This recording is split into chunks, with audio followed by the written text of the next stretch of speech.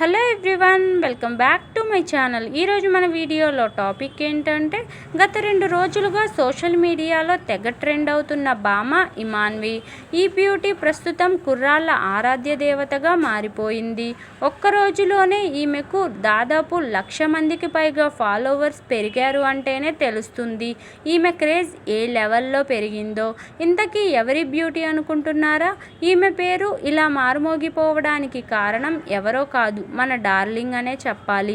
అవును, young rebel star Prabhas సరసన ఈ బ్యూటీ అవకాశం అందుకోగానే అమ్మడి పేరు మార్మోగిపోతుంది. ఏకంగా ప్రభాస్ సరసన ఛాన్స్ కొట్టేసి అందరి దృష్టిలో పడింది.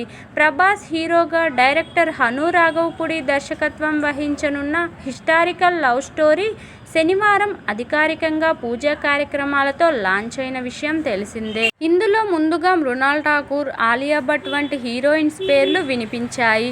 కానీ అనూహ్యంగా ఇమాన్వి పేరు తెరపైకి వచ్చింది. కథానాయికగా తొలి సినిమానే ప్రభాస్ సరసన నటించే ఛాన్స్ కొట్టేసి ఈ అమ్మడు అందరి దృష్టిని ఆకర్షించింది.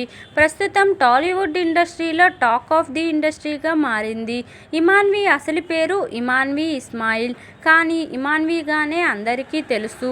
1995లో ఢిల్లీలో పుట్టిన ఇమాన్వి సోషల్ మీడియాలో రీల్స్ చేస్తూ పాపులర్ అయింది.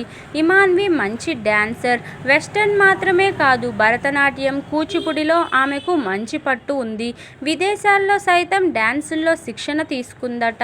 అందుకే హను రాఘవపూడి ఈ భామను ఈ హిస్టారికల్ మూవీలో సెలెక్ట్ చేసినట్లు తెలుస్తుంది. సోషల్ మీడియాలో తెలుగు, హిందీ, తమిళంతో పాటు పలు భాషలకు చెందిన పాటలకు స్టెప్పులు వేస్తూ ఆ రీల్స్ ఇన్స్టాలో పోస్ట్ చేసింది.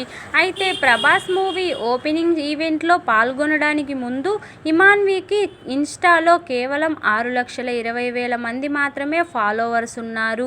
ఇక ఓపెనింగ్ ఈవెంట్లో ప్రభాస్తో దిగిన ఫొటోస్ వైరల్ కావడంతో ఇమాన్వికి ఒక్క రోజులోనే దాదాపుగా 1,00,000కు పైగా ఫాలోవర్స్ పెరిగారు.